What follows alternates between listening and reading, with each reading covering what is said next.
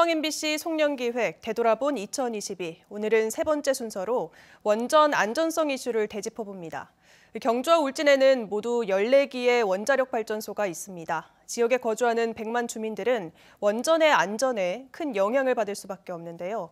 올해 국정감사에서도 원전 안전성 공방이 어느 때보다 뜨거웠습니다. 장미쁨 기자의 보도입니다. 자신의 이름이 새겨진 상여를 끌면서 발전소 쪽으로 향하는 주민들.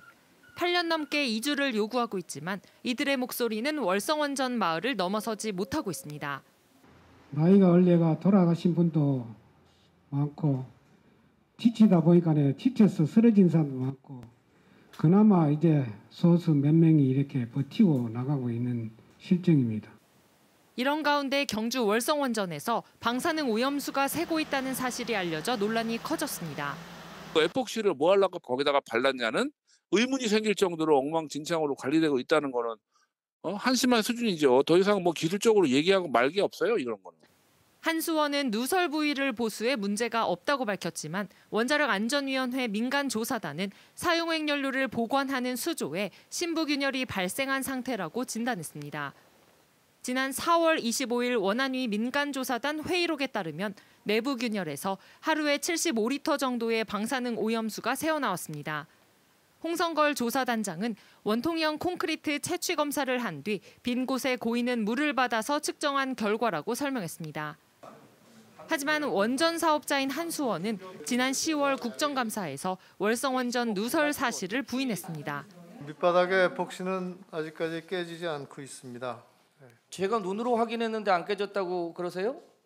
바닥의 에폭시는 정기 점검을 통해서 항상 검사를 하고 있고 보수를 진행을 합니다.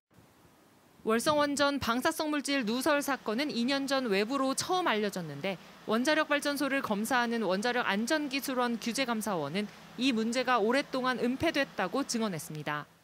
18년도 그때 이제 본격적으로 문제가 있다라는 거를 이제 인식을 하고 시정 조치 시키려고 노력을 했는데 그 당시에 이제 내부적인 어떤 여러 가지 저항에 부딪혀서 한편 최근 본격 가동된 울진의 신한울 1호기도 안전성 문제가 줄곧 지적되었습니다.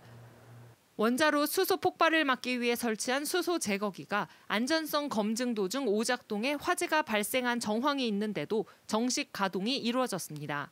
수소 제거기가 수소를 제거를 해야 되는데 저렇게 불이 납니다. 이게 안전하다고 보실 수 있겠습니까? 안전성이 최고로 강조되는 신규 원전에도 이게 설치가 되고 있어요. 원전 최강국을 천명한 정부의 친원자력 기조 아래 노후 원전 수명 연장과 핵 폐기물 처분 문제가 불거진 상황. 원전 시설 누설과 결함 문제가 잇따르면서 원전 안전에 대한 우려가 커지고 있습니다. MBC 뉴스 장미쁨입니다.